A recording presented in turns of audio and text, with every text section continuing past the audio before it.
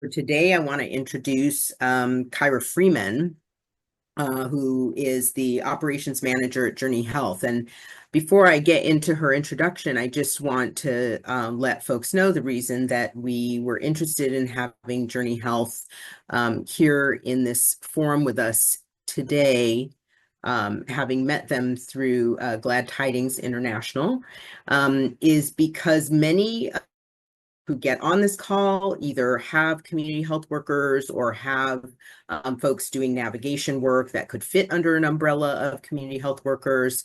And I remember when the first conversation started about being able to bill for these services, and everybody was really excited, but actually I was, of course, skeptical because you're billing Medi-Cal or Medicaid, which is actually not easy. It's not straightforward, and no matter how much work you do, the way you get your money back can vary. And so that extra infrastructure that community partners would need to have in order to be successful taking advantage of this opportunity for compensation was going to be a huge hurdle. And when I heard about Journey Health and started to understand, got to know the work that they're doing, it made me realize that this is a space where this kind of information is needed because so many of you, as I mentioned, are trying to run community health workers or other staff who would fit in this category. So with that, I want to introduce Kyra, who oversees, as the operations manager, oversees the deployment of new programs and ensures a seamless delivery of services and execution of strategic initiatives. She embarked on her own healthcare journey at Kaiser Permanente, where she started as an administrative fellow. And during her tenure, she gained experience in various aspects of operations through the lens of primary care, surgical services, and care at home. And so with that, I'm going to turn the mic over and let her tell us all about Journey Health. And I hope that you will be active in the chat and trying to connect with Journey Health to get your own operations related to community health workers off the ground.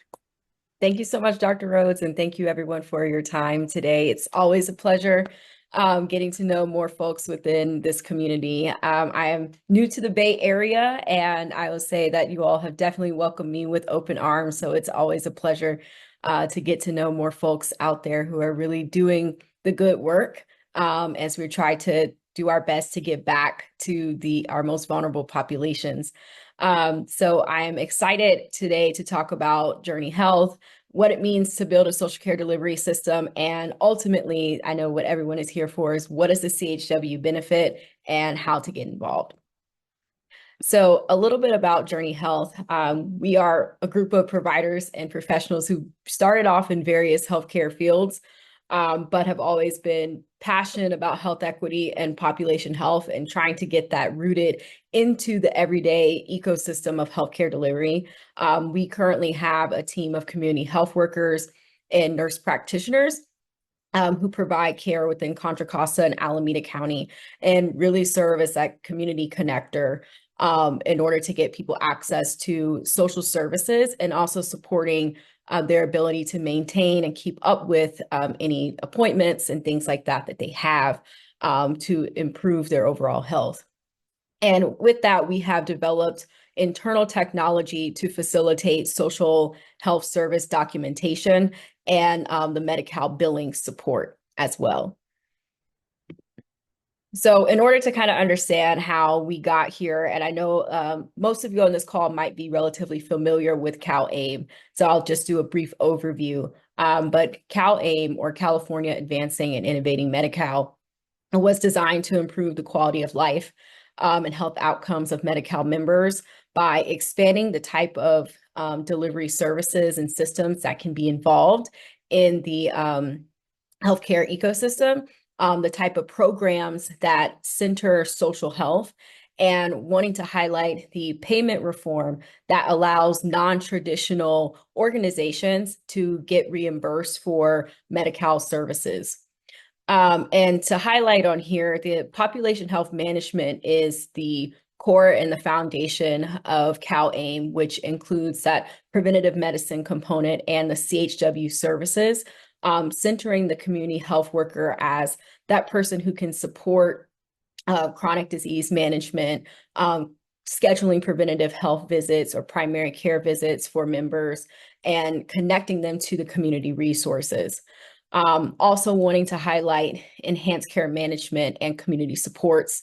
Enhanced care management provides a little more high touch services to those who fall not just in vulnerable populations socially, but also clinically by connecting them to a registered nurse who does a much more consistent ongoing contact with patients who fall within certain populations. And with community supports, not to get into all of them, but there are 14, and these 14 community supports surpass medically tailored meals, housing, and the trio, as they call it, which involves navigation, deposits, and tenancy after you have found some form of affordable housing, home remodification, and nurse transition and diversion, just to name a few. And so again, these programs provide that wraparound support that community health workers can also refer members to, but also some of your organizations may fall within a category of a community support. If you are, crafting meals for folks who struggle to get access to food, or if you are doing things in the home remodification space, and as people are returning home from nursing homes and need, or doctor's visits and need their houses or apartments remodified so that they're able to safely navigate around the house. Again, sometimes you're reading these documents and it's like, how does my work fall into this? So hopefully by the end of our conversation today, you'll be able to see how the work that you're currently doing shapes within this landscape. And as we know, we currently operate in silos within the healthcare industry. And even with the formation of CalAIM and pushing this Medi-Cal transformation, there's still a lack of connection amongst health systems, federally qualified health centers, and community-based organizations, often leaving CBOs out of the conversation and unable to fully get into this work due to the amount of leverage that you need to get the contracting and have a billing and operational infrastructure for the reimbursement part of the program. So what we strive to do with Journey Health is to break down these barriers, and the social care ecosystem does that by providing the operational and technology support to integrate all of the key stakeholders into this healthcare system. So we must provide community-based organizations with the technology and operational needs to help them meet the requirements of becoming a CHW provider or a CS provider or engaging in enhanced care management. So by building this robust system, we are ultimately going to be able to help more Medi-Cal patients, which is something the state is really driving with this work. There is a lot of funding that has been put into making sure CalAIM is successful. And we can't do this without ensuring that all of us have the resources needed to best serve this patient population. So we have solidified ourselves as one of the catalysts between the healthcare delivery system and creating this social care delivery network that includes CHW providers, enhanced care management providers, CBOs, and community support providers. And so utilizing our current team, we have built technology that we know is purposeful and works best for any organization that needs to deliver community health worker services. And we've been able to streamline contracting, billing, and referral management for a few community organizations, again, as well as ourselves. And this ultimately reduces the barrier to entry for organizations to become CHW providers. Now, some of you all may say I might fall into enhanced care management or I might fall into community supports. Becoming a CHW provider is a very good stepping stone to enter into this network, and then building out from there, whether you want to do the community supports route or provide that more high touch care that the enhanced care management provider does. So let's get into a little bit of the community health worker services. CHWs on a broad scale engage in health education, health navigation, screening and assessment, individual support and advocacy, and a specialized group for violence prevention services. The state also has these 2025 bold goals that involve reducing healthcare disparities, improving maternal health within the Black and Native population, improving substance use disorder, and all of that is rooted in the work of the CHW. CHWs do not have to do all of these components. Some organizations may just screen and assess, others may engage in health education, and some do health navigation, while others engage in all of the services. So if your organization does healthy eating classes or provides curriculum on different chronic diseases, all of that falls within that health education bucket. And again, you don't have to cover all of these to be considered a CHW provider. And so CHWs are responsible for tasks with the preventative health services that prevent the disease, disability, and other health conditions, and really prolong life and promote overall physical health. CHW services are medically necessary under this benefit. And so if it's working with folks who've experienced violence and trauma, who are at risk for chronic health or have adverse environmental exposures, or just face overall general barriers with maintaining their health or getting access to their social needs, they would qualify for a CHW. Most Medi-Cal beneficiaries, about 90%, will qualify for CHW services. And to be a CHW, it's really having that lived experience. The power that comes from this population is that they are from the communities that they serve. And so they know how to have the conversations with other folks because they may have experienced similar issues with navigating the healthcare system or experience some maybe levels of violence within their community. So getting involved and being able to connect with the people that they're serving aligns much easier than outside parties, and they can advocate for patients from a different angle than someone else who is not from their community. And CHWs, again, have different names, whether they're promotoras, navigators, community health representatives, whatever you want to call them, but most community frontline workers will fall into this category of being a CHW. One of the benefits of the CHW becoming a CHW provider and engaging in the reimbursement, there are two pathways for qualification that also provides a level of professional development for these workers. You can either come in with a CHW certificate. So some folks go to school at Berkeley City College or UCSF. Let's see, think of another one, Diablo Valley Community College. There are community health workers certification programs there. And so when they come out and graduate, they already have their certificate. But for many, most are going to go through the work experience pathway, which allows for the opportunity for folks to not go back to school, but gain the experience while they are delivering the services. So you can get started really today and start keeping track of the amount of hours worked as a CHW, whether it's a paid or volunteer position. And then at 18 months, there will be a certificate process or certification process where you would submit those hours to this entity called HCI and receive a CHW, the official CHW certificate. Currently at this time, HCI has not released the process for the work experience pathway certification, but on our end, we are closely monitoring that work so that when it's ready, we'll be submitting even for our team ourselves and be submitting for any of our community partners that work with us. And lastly, another component of this CHW program is having a supervising provider. A supervising provider oversees the work of the community health worker and signs off on any claims and just the overall quality.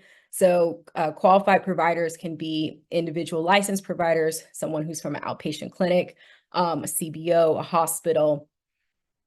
So different people on your staff can have this designation, but you have to be someone that is clinical. So one of our supervising providers is a LCSW, for example. There are two contracting options. So we'll talk about both. And for those who are interested in directly contracting with the managed care provider, so this would be a health plan like Contra Costa or Alameda Alliance, there is a process that you will go under that we'll discuss next. Or if you would like to subcontract with the entity that is already qualified as a supervising provider, we talk about what that looks like and is through the angle of Journey Health and how our subcontracting works. So for those who want to directly subcontract with a managed service provider, you must be a 501c3 entity or a nonprofit, have at least one location in California, and must maintain general liability insurance for your workers' compensation policy, and have at least one community health worker. You would submit your application using PAVE, which stands for Provider Application and Validation for Enrollment. I can link, actually, there is a link to that on the next slide for those who might be interested in looking at what that process looks like. And you would submit that, and there's 180 days before you would find out whether or not you've been approved to be a contracted provider. And of course, there'd be ongoing communication about whether or not your application is missing any items and what the next steps would be. Currently, there are 24 managed care plans throughout the state of California.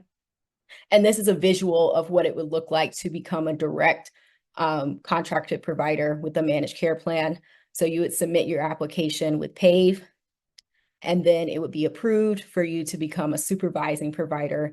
And then your CHWs on the team would deliver the CHW services that fall within health education, navigation, screening and assessment, and or individual support and advocacy. This is what it looks like for the reimbursement rates for CHW services. For one unit equals 30 minutes. And there's different ways you can administer CHW work. It can be one-on-one, which you'll see at the top, which has the reimbursement of $26.66. Then you have group classes. A small group class containing 2 to 4 people would be a reimbursement rate of $12.66. And then a larger group class with up to 8 folks would be a reimbursement rate of $9.46. I will say, hopefully, depending on how the California election goes, there is an addendum on the ballot for an increase in the rate of CHW services due to the state finding how lucrative this work is.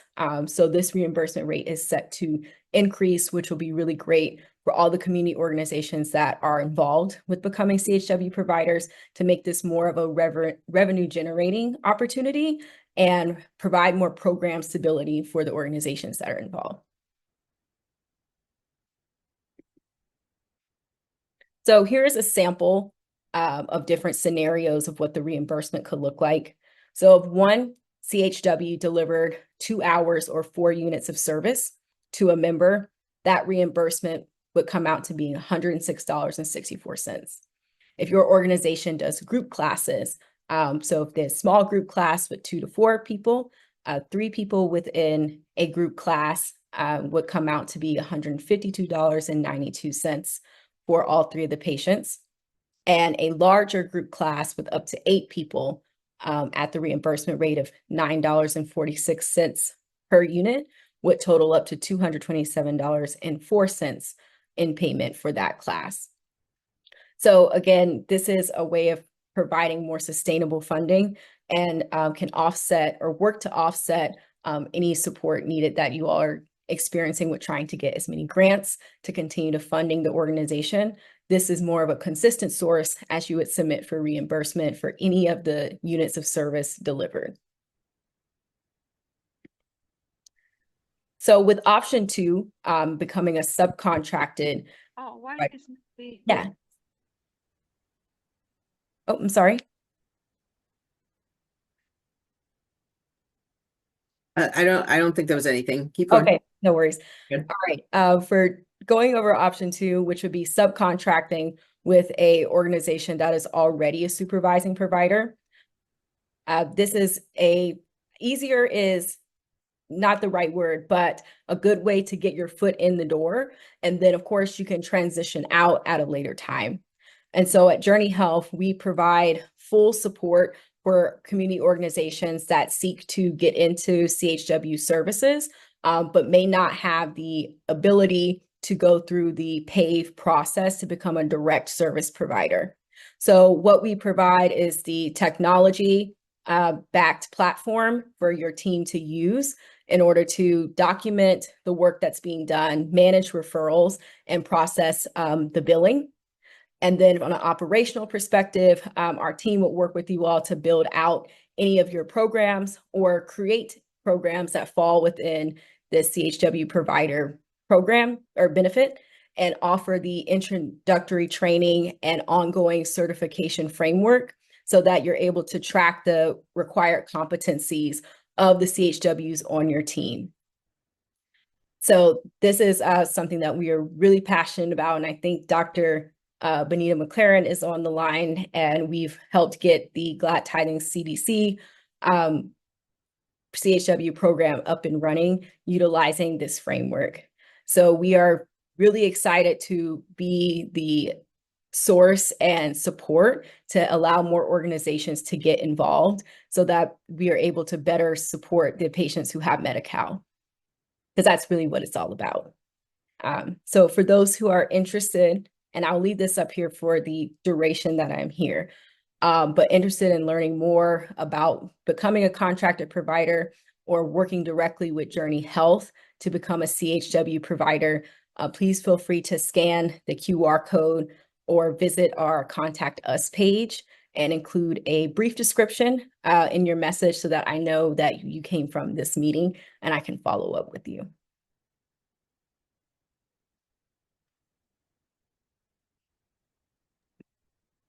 Okay. Thank you so much for that amazing presentation. There are a number of questions in the chat.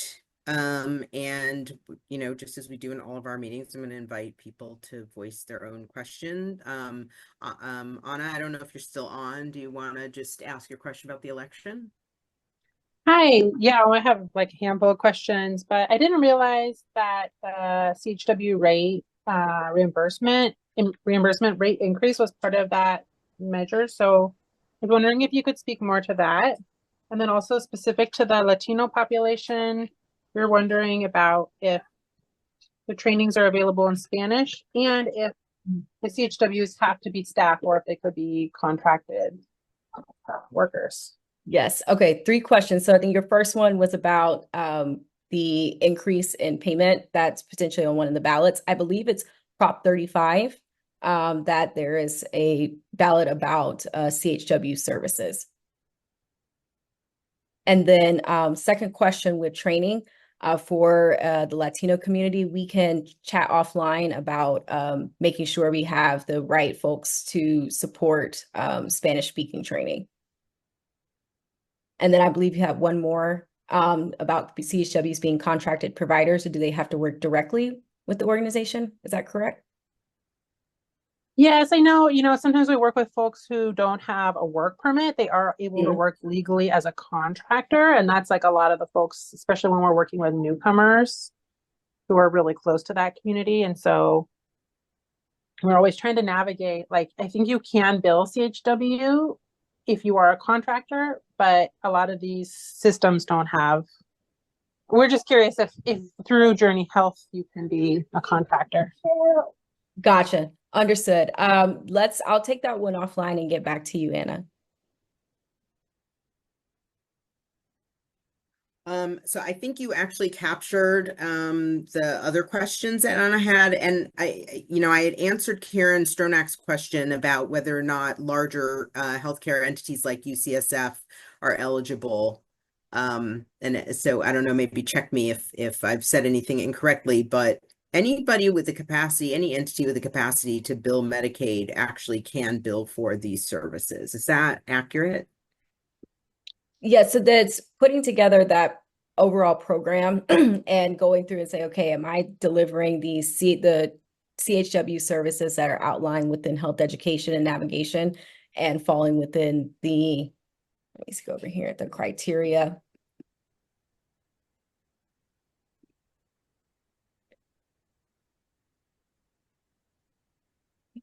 More. Here we go. Just falling within this respective criteria can apply to be a CHW provider. Or there's also the option to engage in enhanced care management services or community supports. And then some of you all, I didn't necessarily touch on this in the beginning, but is a behavioral health component as well. If any of your organizations are working in that space, whether it's child behavioral health with autism support or doing any other mental health services or education. So this is so interesting. I mean, one of the things that we really, at UCSF, one of the challenges is to provide better navigation. It's such a key part to help patients bring together all the different parts of the care that they need to navigate, and finding funding for this and navigators is obviously a real challenge. I know that there's a lot of social drivers of health work being done across kind of the nation. And is this the same as the Z code and G codes that are being paid for navigation services, or is it different? Gotcha. So with these billing codes, there are different questions. So I'm thinking about our social health assessment that we have. There's components of that assessment that are screening for social drivers of health that capture those Z codes, but the billing codes for CHW services are different. So you may be delivering services that fall within those Z codes, but the CHW billing codes are different coding. Great, thanks so much. Really great information. So there's a question in the chat about the cost of partnering with Journey Health to help CBOs become providers, CHW work, related providers. Yes. So with our contracting process, it's comprehensive of depending on what you're looking for. So if you need support with the overall operational development and the tech and billing infrastructure, we do take a percentage of that. But some of you may say, hey, I have all the services, I have the team together, all I need is help getting paid. Then we would take a smaller percentage. Again, we want you all to keep all the revenue, but what that would look like, the percentage would look different depending on the services needed. But it's up to 20% depending on this for services that we would be providing. I'm sorry, you said, so your fee is 20% of the billing amounts? Yes, or depends that's for the high level, for the high level, the whole comprehensive. And what's the smaller percentage?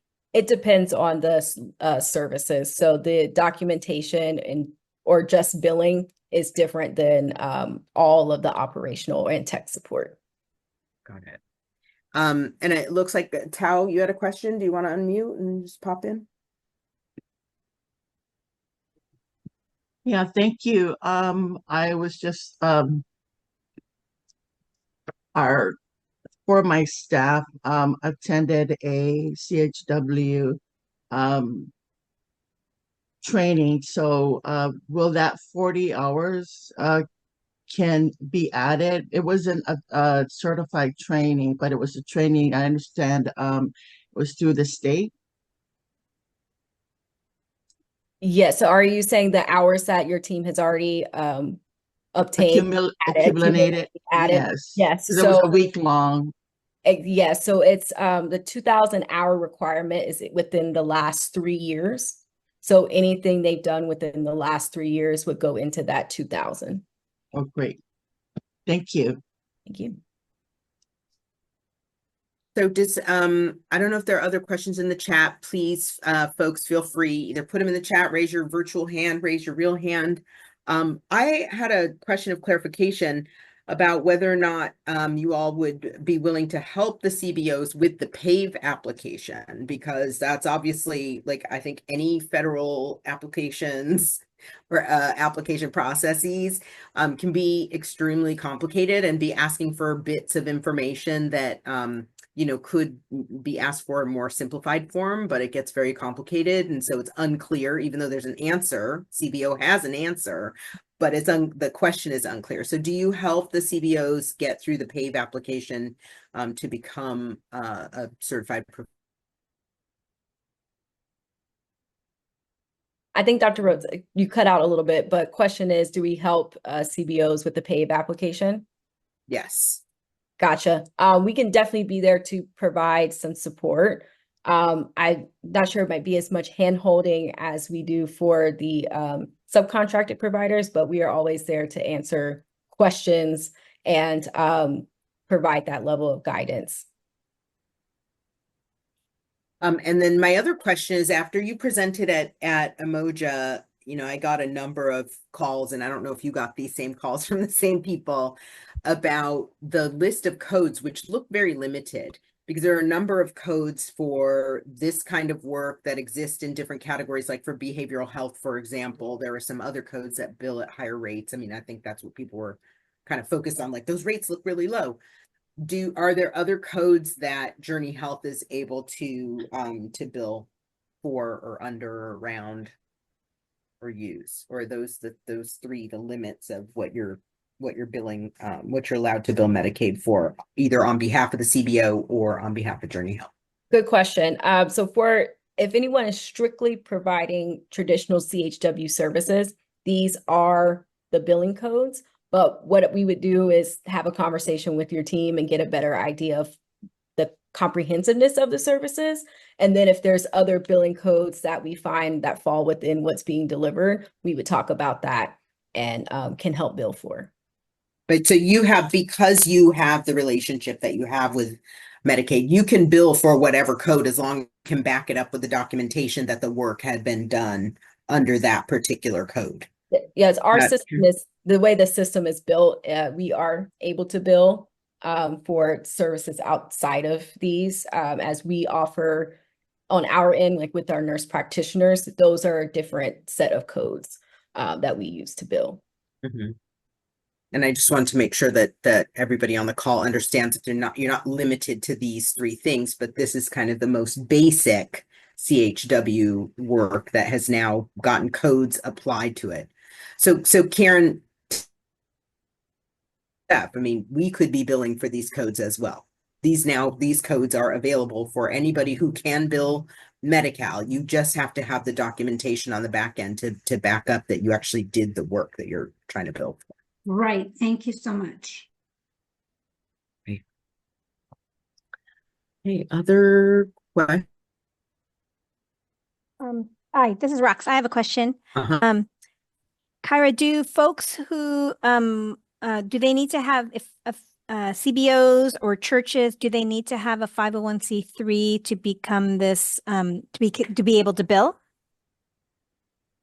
Yes, you all must be 501c3 in order to apply for the CHW program. Can you have a fiscal sponsor who may have more of that capacity to help with that? Yeah.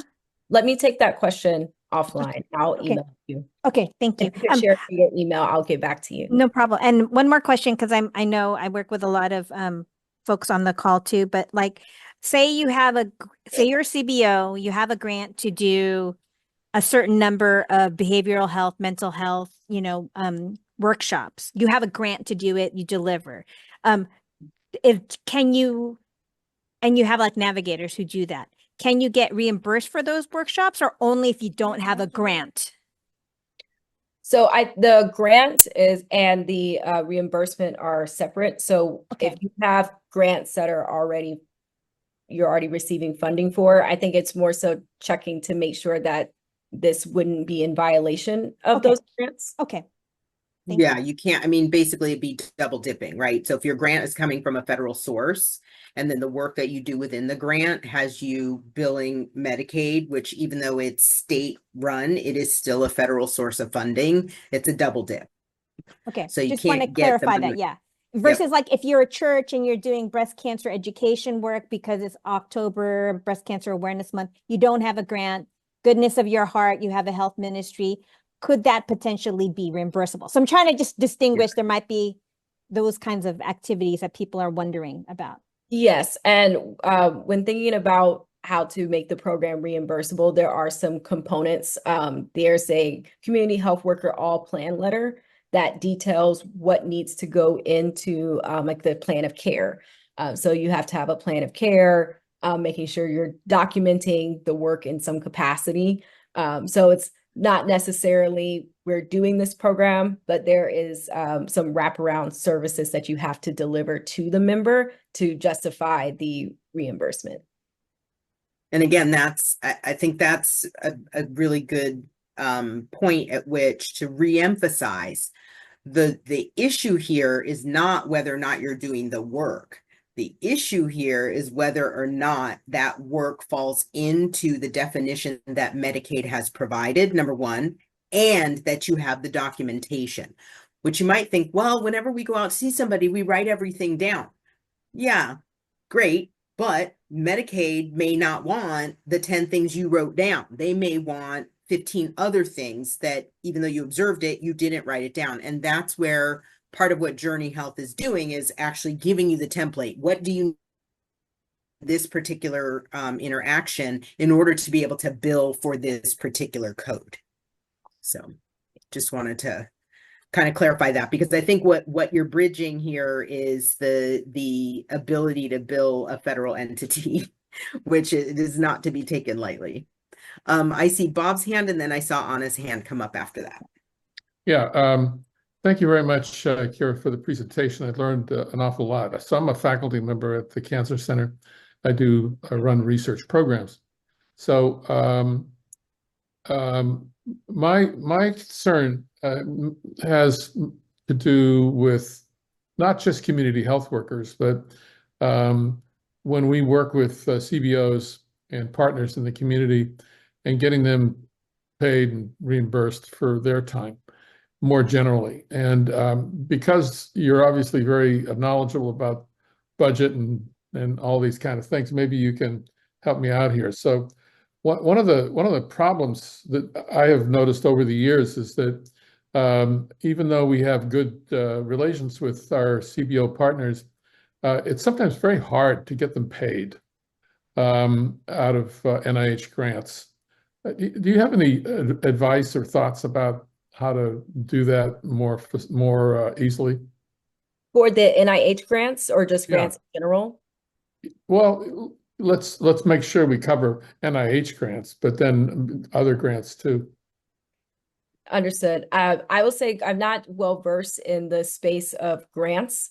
So I can provide a little bit more insight just into perspective of what the reimbursement would look like through Medi-Cal. So if one of these organizations either directly contracts or became a subcontractor, their services would be billed to Medi-Cal monthly, and there's a 45 to 60 day return of those funds. But that is the consistency that billing through Medi-Cal does provide, versus sometimes I understand with grant funding, it's not always consistent. I know that doesn't 100% answer your question, but that is all the reimbursement. You're right. It doesn't 100% answer the question, but I thought I'd try anyway. Thank you very much. Anna? Sorry, I feel like I'm asking like a billion questions, but we've been tracking this really closely, and I think that there's a huge need for what you do in terms of like supporting, the folks who do the CHW work the best are also usually, hopefully, the least likely to be ready to bill Medi-Cal. And the CBOs who do this grassroots work are also like if they're going to onboard somebody, the last person it should be like a Medi-Cal billing specialist. It should be another CHW or something like that. And so we've really been rallying around the county for support with infrastructure like this. And truthfully, what I've observed is a lot of, I think, healthy and pretty strong skepticism around some of these systems, because these types of tools are popping up, like for-profit tools are popping up. And some of them are pretty aggressive in their like pursuit of community organizations to contract with. So I've noticed a lot of CBOs like very skeptical, I think rightfully so, of some of these tools. To me, seeing Glad Tidings and Dr. Rhodes, encourage exploration of specifically Journey Health is a really big message. And so I'm wondering if you could just speak to, like how Journey Health is different from some tools that offer similar like supports that feel to CBOs like they could be extractive in a setting that's like, the reimbursement rate isn't enough for a living wage. And so I do think that people see some of these like for-profits that are making a lot of money and they're skeptical. Right. Yeah. But I think there's signs that Journey Health is more community rooted or oriented. And I'd love to hear about that, be able to speak to it to our partners. I think that's a wonderful question. And I'd say one of the things that's different with us is that this system was built with the support of our current team. So all of the features that exist within Harmony, as we like to call it, were created for our CHWs with their feedback, how the visuals of the system works, the ease of its ability to navigate the plan of care. They use this every day. And so that has fueled the design. We wanted to make sure that we built something that can actually be used. As someone who was formerly at Kaiser, we would get systems and new things all the time, and the team does not adopt it because it wasn't made for them. So we tried to create a platform that is made for the people who use it on a regular basis. And then in addition to that, when it comes to overall support, we are not here to change the way organizations are already doing the work. We're here to just enhance and provide that additional billing support. And so on you all's end, if you decided to work with Journey Health and you needed the documentation and billing background support, then all you're doing is entering the work that you're doing and we take the rest. So it alleviates the burden of the community organization to have to monitor, know the codes and send in all the information. That's why it's built to support you all. And then on my end, I work with all the community organizations hand in hand to get a better insight of what does the day-to-day look like at your organization and what do you actually need from us. Again, that's different. I feel like than some organizations, it's like, hey, here's everything. You may not need everything, or you may need everything and you want to meet with me 2 times a week. So different organizations we find have different needs. And so I physically step in and support the builds for all of the organizations. And then also just being local has been a huge leverage, at least for me, to learn more about the community, especially as someone who is new to the community. I typically walk in with open ears and open eyes because the Bay Area and California in general has a lot to offer, and I'm still learning. So I learn from you all and then gain a better idea of what's needed from there. So I hope that's helpful. Yeah, so thank you. Thank you so much. I want to just pause for a second. I know there's another question that's in the chat. I want to ask Eva or Laurie or one of the office staff to throw the evaluation link into the chat so that folks can give us feedback about this presentation and also give us some feedback about upcoming topics that you might want to hear about. We will be sharing this. There's the evaluation link, so go ahead and click that. We will also be sharing the video as we usually do in our follow-up communications.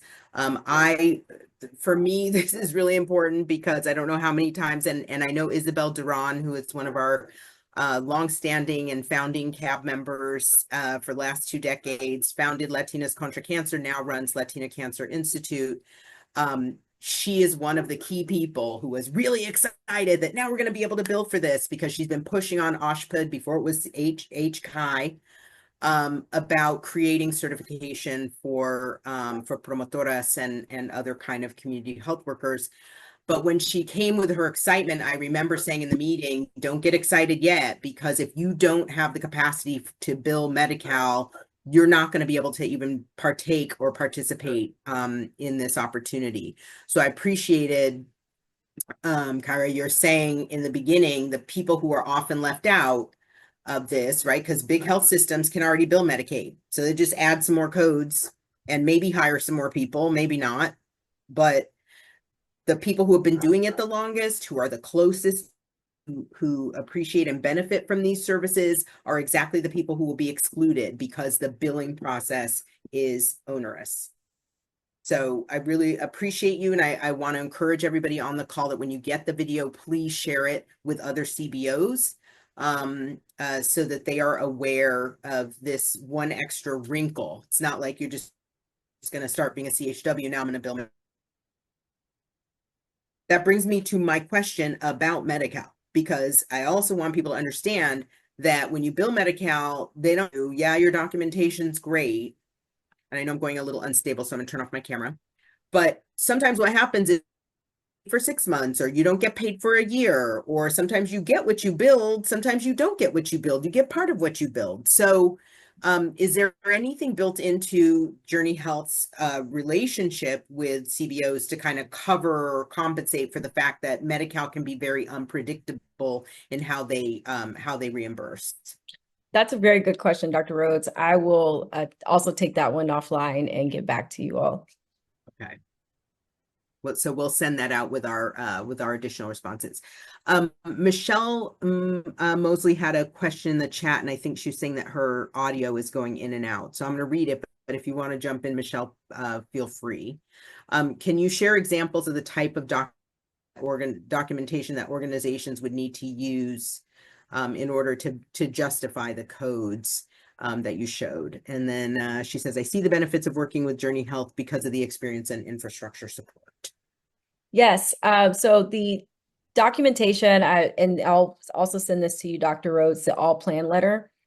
So the all plan letter for the CHW program highlights a plan of care. And this is essentially, we use goals. So when a community health worker completes an assessment, it creates goals for them to complete for that member. So let's say one of the goals is schedule a primary care appointment, and another goal is connect them to CalFresh. So that person's plan of care are those 2 goals. And so then as they're documenting, similar to how you would chart in Epic or any other EHR, that unit of service is what is billable. And so the plan of care demonstrates what the goal is that you're working towards, and then the care coordination encounter, as we call it, is that billable component, as that CHW spent 30 minutes with the member completing a CalFresh application, or that person spent 1 hour going to the Social Security office to help someone complete paperwork. Great, thank you for that. I'm sorry, somebody is sharing screen. Can you stop sharing screen, please? And then Karen, I see your hands up.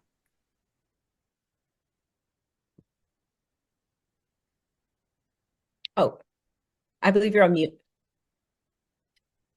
I just put my question in the chat, but one of the issues you brought up is the siloed nature of how we provide care. And just from a patient's perspective, I think one of the issues with CBOs is that the patient's experience is also siloed. They might go to one CBO and they'll have to fill out an application and show their income and share demographics. And then they'll be going to another CBO and will have to do the same to get services.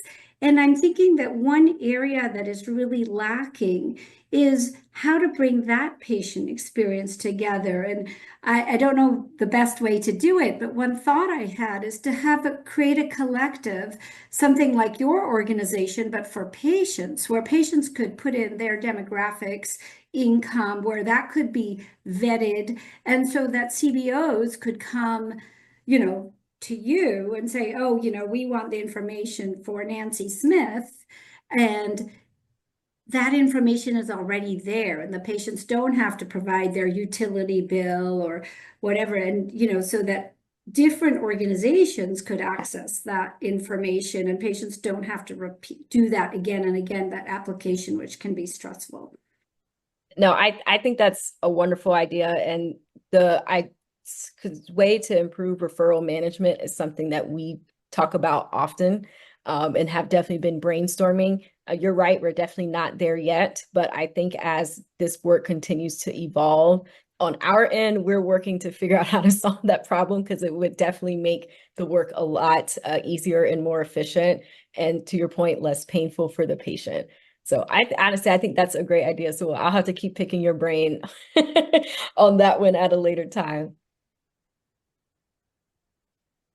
And you're not sharing information because you have the same HIPAA compliant rules that everybody else has. So it's not just because it's out in the community kind of doesn't give the permission for the free for all. There still have to be some paperwork signed between CBOs. You have to sign a paperwork with, the folks who helped you get whatever resource it was, saying that it's okay to share your information with the other CBO that is with some other resource. I mean, although Kim, it's interesting because now we have this referral database, Find Help, that's integrated into Apex, and apparently we've gotten approval to have, we can just ask patients, is there a CBO that you don't want us to share our information with? So we can get consent through this kind of question of, it's sort of an opt-out. An opt-out. Is there any, so that is now official at UCSF, approved by risk.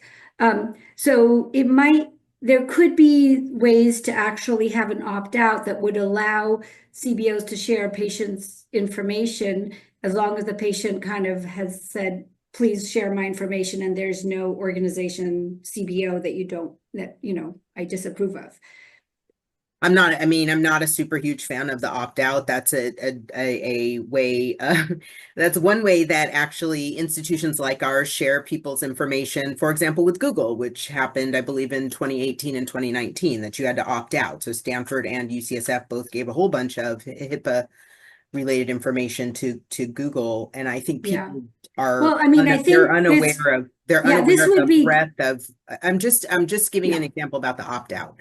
There's a breadth of CBOs, right? And all CBOs aren't doing good things just because they're not, right? There are lots of CBOs who are, who are America First, for example, which sounds good, but it might mean something different. So I just putting some caution around the opt-out.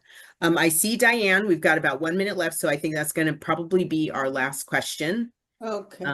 But go ahead, Diane. Yeah, hi everyone. I was just curious about, thank you, Kyra, I was on the emoji call when you came, but can you kind of walk us through, a CBO comes to you actually with the idea of what's the vetting process, or before you kind of sign up, are they locked into the Journey Health forever, or do they just train them to train the trainer, or kind of what's the process for a community-based organization to join ranks with you?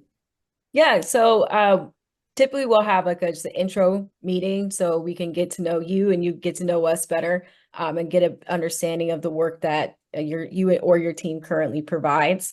And then I do on-site assessments, and just as, again, more of a visual for me to get to know you all in the team in real time. And then we would send over the contract for you to review, and that provides the details on what the partnership looks like, and the opting in and opting out, and how long You would have to work with us or not, depending on how the relationship goes and what services are needed. At a particular time, let's say your organization wanted to directly contract, you are more than willing to do so. And the guidelines for transitioning out of a subcontracting role will be defined in the contract. But yes, initial steps would be outreach to myself, or if you have shared your email with me, I would reach out to you so we can schedule an initial call and figure out what are the best next steps and what services you might need. Excellent. Thank you. Thank you. All right, we are 1 minute over, so just want to respect everybody's time. Thank you so much for getting on with us. Thank you to Kyra Freeman. Thank you to Journey Health for actually putting together what you're putting together. I think people will probably need more touch points to really deeply understand that what is trying to happen here is some infrastructure that really you don't have time to build if you're running a CBO and have not previously been engaged with the federal government and billing. I will just say I had a private practice for about a year between 2017 and 2018, and I did not have any contracts with the federal government because they are difficult to set up.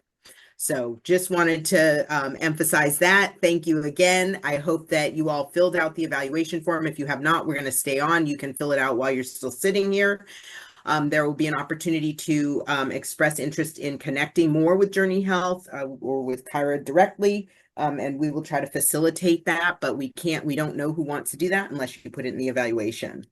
So thank you so much for being with us. I will tell you January is our next meeting. We are going to do an AI demo that gives you some insight around how UCSF is using AI in your care.